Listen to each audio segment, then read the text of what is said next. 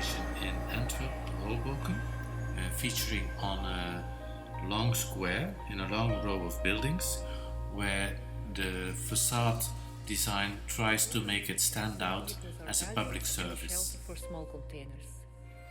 With its materialization and green color, the design refers to the typical containers, and the slowly sloping gable roof recalls the industrial sheds in the area. Due to the diagonal placement of the hall and the irregular footprint, a special culturally diverse neighborhood. The building responds to the form and height of its surrounding buildings. It has a unique position in the urban landscape, marking the invisible structure of the underground system beneath. As a composite in a composite, it shows the architect's mission to connect into the present.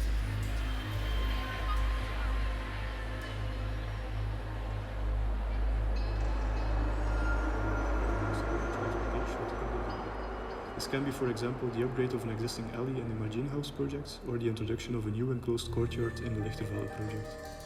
We are particularly interested in the impact that small-scale buildings can have on the urban scale, where the architecture is reacting building in towards Antwerp. It was extended with 2 extra floors on top. It might have been selected because it brings a small alteration to the city's roof landscape. It increases density, a city that creates its own context, like our project. As an architect, one needs to fight many battles in order to arrive at a composite presence.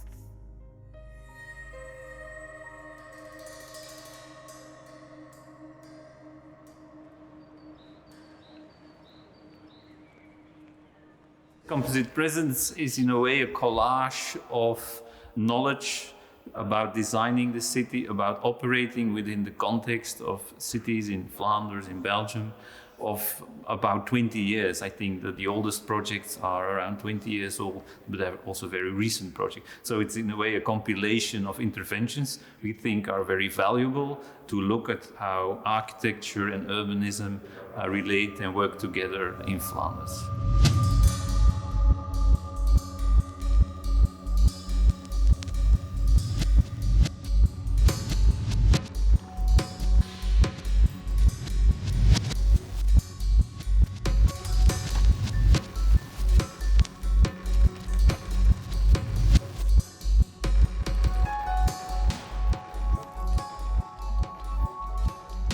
We have these 50 proud pieces of architecture here, all nice designs. And we took a lot of joy in redrawing them, bringing them together. That's beautifully well done by carpenters, which have been richly exploiting the potential of plywood, MDF, fiberboard. They have been staining, washing, sanding, all these materials. So you get a very rich textural atmosphere, which is also an important layer of the city, which we shouldn't overlook.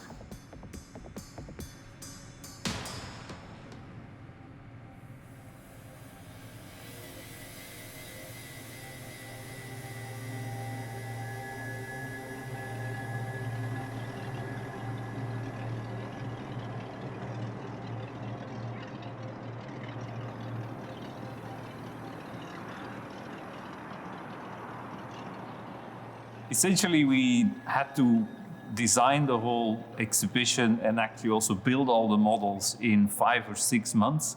Obviously, at the end of those 5-6 months, we got unplugged due to lockdown. But then we only took a few more weeks to finish everything off, and then everything got boxed, and it was just waiting for quite a while to get this whole thing built. But it's super exciting to see them together because it's such an enormous amount of models that we never actually could physically put them next to each other in a studio or anywhere. So this is absolutely also new to us.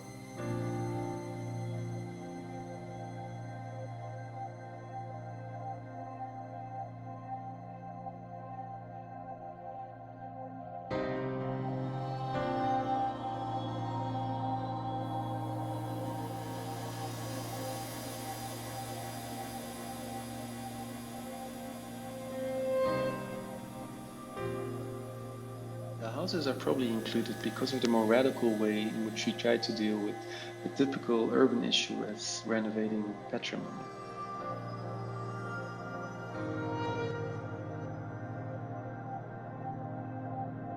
Unique assignment was to create a new loft for a replica of an 18th century Baroque organ by Heinrich Andreas Pontius in the listed interior of a Baroque church. The loft itself is constructed in massive wood to help recreate the authentic Baroque sound of the organ.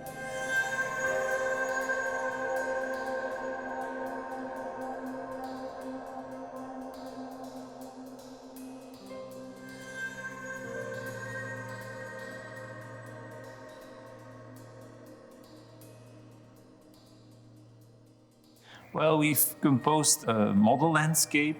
We've looked at pieces of architecture all over Flanders and Brussels.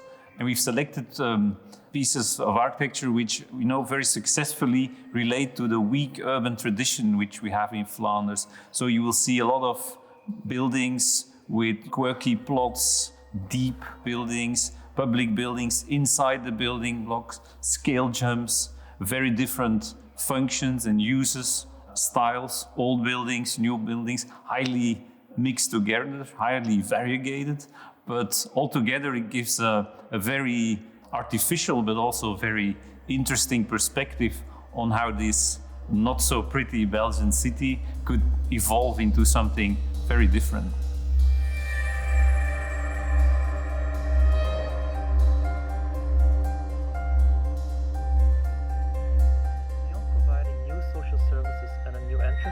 The project also has a strong urban component, upgrading the entire village center.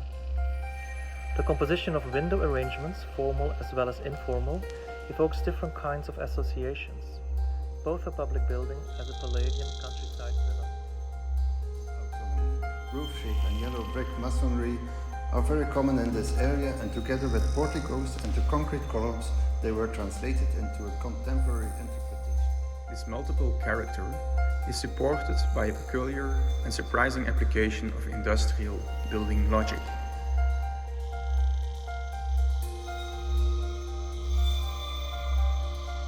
We think the buildings were selected for the role they play in the surrounding cityscape and their ability to make public space.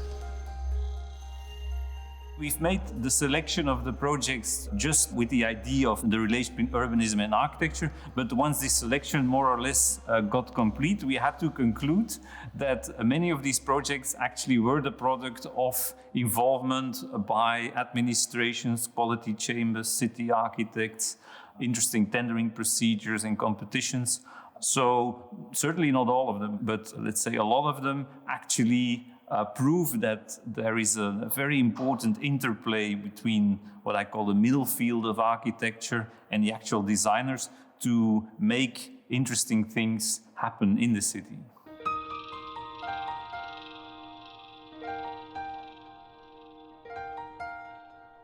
If you ask a climate scientist what architects need to do in the near future, it is all about adapting the city, making it more resilient, retrofitting. We have a lot of older projects which are retrofits also in this show. So in a way, you know, the city of the future is just in front of us. It's not some utopian dream outside of what we know.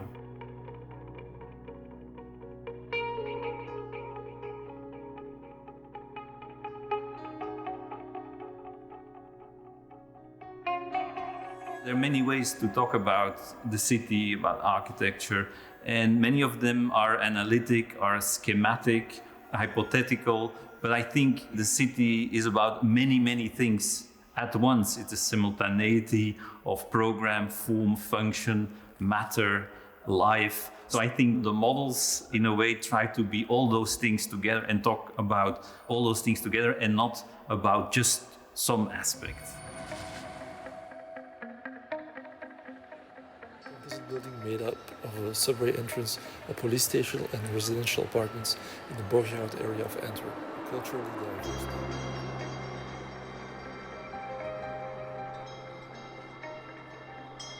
It's a multiple housing project, but finds its quality by the inscription in the Flemish context. We define living in a house by questioning conventions. The unexpected outcome becomes the new reality.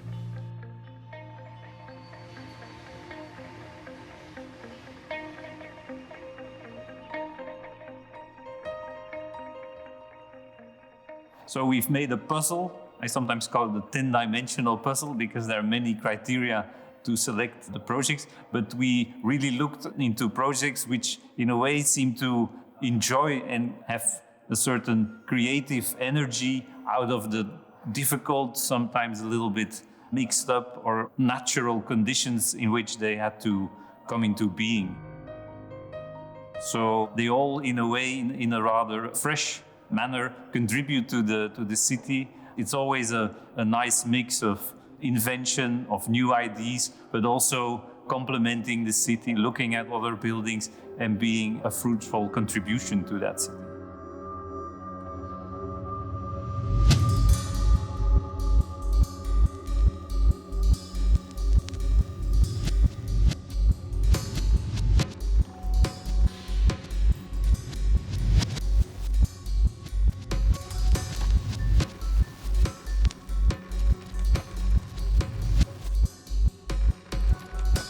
If you compare the cities in Flanders to places like Amsterdam or Paris, you will see that those cities have a much stronger urbanistic culture, and from that culture, a much more clearer idea on the city and on what architecture is actually evolved. We don't have that framework, but we think that healthy architectural debate and ecology with the right people in the right place can actually mean a lot to handling these more informal urban environments and achieving attractive, variegated cities which make the best out of the weak underlayer in which they grow.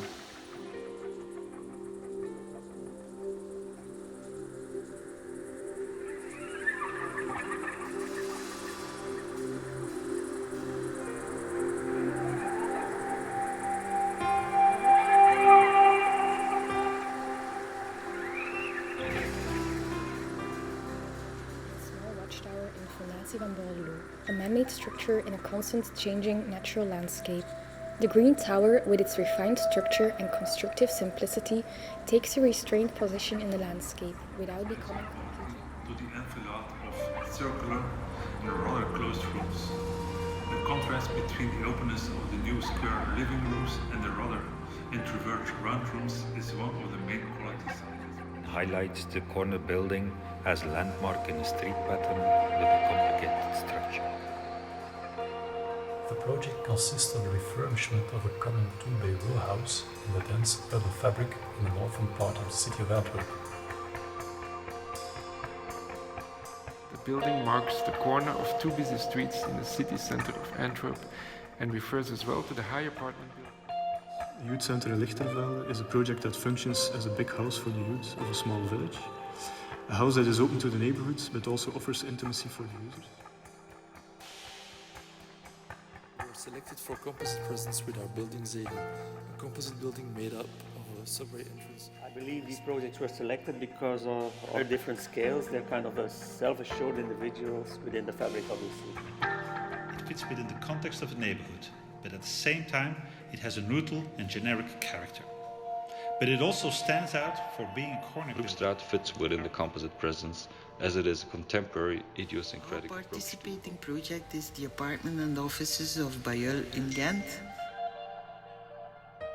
There are many places in the world, not just in Flanders, where urbanism, the way cities grow, certainly suburban areas, more informal areas around cities, there is not a strong conditioning of how buildings are designed, how they work together, etc. And we, in a way, conclude here that there can be a very fruitful discussion and interplay between the middle field and the designers, and that can, in a way, supplant some of the work which traditionally comes from the urbanism field.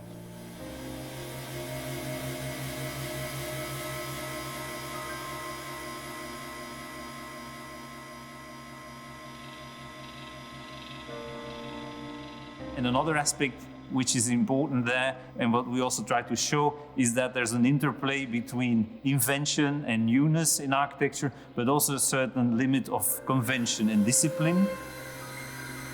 In order to achieve environments, where one building contributes to a street and the other as well, etc., etc., so that it's not just looking at yourself, it's also looking at what's happening around you as a designer.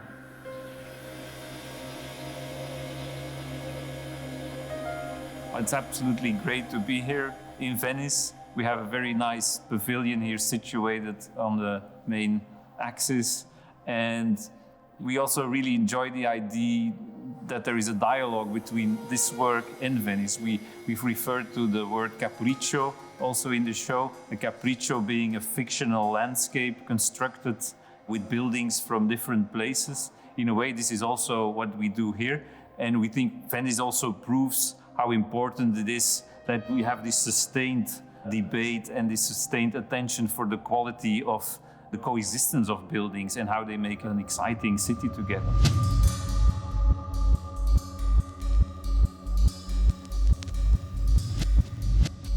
So we had this year of delay, and we also used it as an opportunity to invite 45 international architects, all from around the globe, but none from Belgium, to contribute to the exhibition, to actually provide us with a perspective which is totally outside of Belgium. And we basically asked these 45 designers to send us a postcard, a capriccio again, essentially answering the question, what city does your architecture belong to? What's the city in the back of your mind? And can you show it to us? So we have a beautiful wall with 45 postcards which show us in a way the cities that architects, have in their mind when they're designing something.